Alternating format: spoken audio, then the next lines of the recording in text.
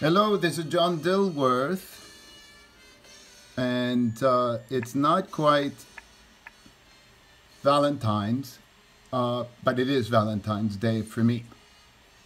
And I thought that we'd discuss a romantic theme that we have for Garina. Isn't she? She's so romantic. And talk about love, the popular theme of the ages, and the reason why so many of us are, look at this, beyond ecstatic, and others, well, confused. And the nature of love. Look, I mean, if we look at this kid here is a problem kid. You don't express yourself that way. To get a woman's attention, or to get a lover's attention, you must do complimentary things. Give them flowers, say nice things, but you never show them this thing. Well, this is a flagrant use of all. It's a breach of protocol. Who are we going to attract with this? Do you know what I mean? And the reaction of certain individuals. Now we're talking about alchemy, and this is one way of expressing yourself, right? I just let it go. Sometimes I like stopping and talking about a thing, but because every time this stupid bird does something, I lose my track, and you have to start dealing with, well, what is this? What kind of romantic tool is this? And you know, this is just a courtship. I think I'm finding my way here. If you don't mind, we don't need to hear anything. I think it's distracting me. But here, this is a courtship. This is what we're engaged in. Somehow, mysteriously, we're drawn to another person, another human being, filled with the same faults, the same imperfections. We're exactly alike in that regard. And yet, the way we deliver, there's the flower. The way we deliver the message of love is not guaranteed to be received in the manner in which it is delivered, the intention. And if it's to attract, it's really quite confusing when it's not received with the same vibrations. Very confusing. How do people receive love? In a package? With a bow tie? A present? Whoop! Maybe the present is not what they want. Maybe they need to change others. Then what do you have here? You don't have love. What you have is an opportunity to improve somebody. Nobody can improve that. That's perfection. And here you are. So if you allow yourself to be changed by another, you're really a part of what you used to be. And perhaps this is not a bad thing, unless your buttocks has been tied up and blown off, rendering that organ useless or less effective.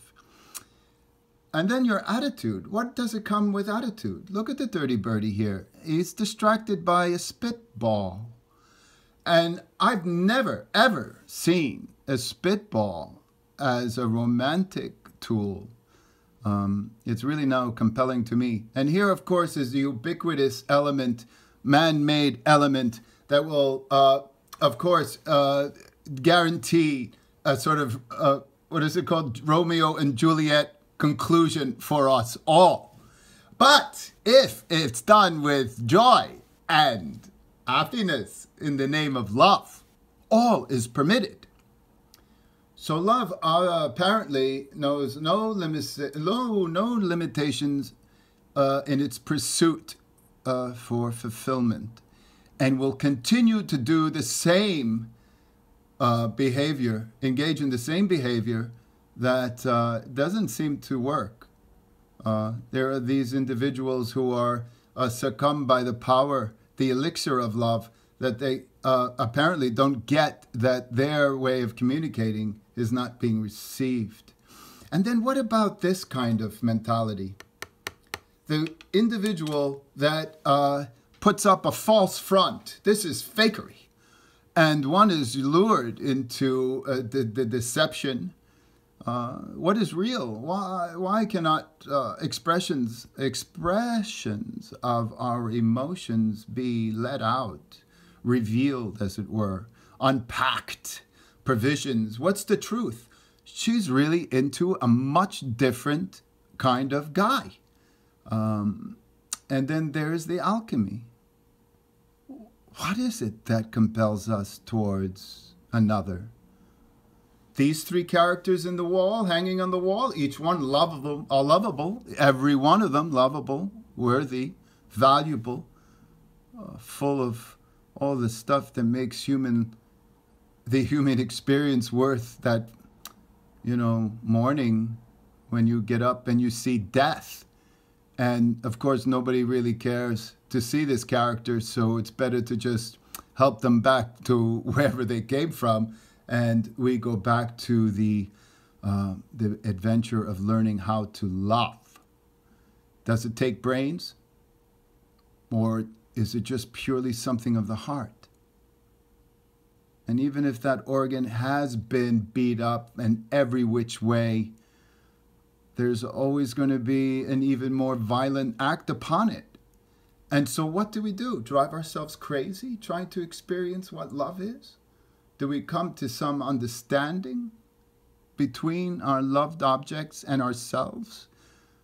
Dare we expose the monster within us, lest we get laughed at? Unless we expose the monster back, and then what are we left with?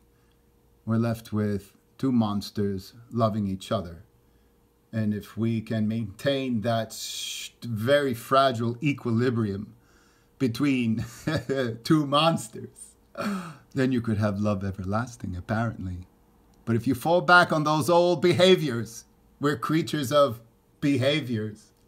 The only thing to do is take your best driver and try to get that 9-hole. I'm not a golfer. I don't even know why that joke's in the movie. But in the end, what really matters is the compassion we have. The great gift to the world, I understand it, is our ability to recognize the faults in others and still love them. Choose to love them still. And in fact, all the more for it, because of the prize that they are, and that you are, and that we are, on this magical floating, I don't know what it is, in the great seas of space, for all the time, or whatever time is, to have it in the embrace of another.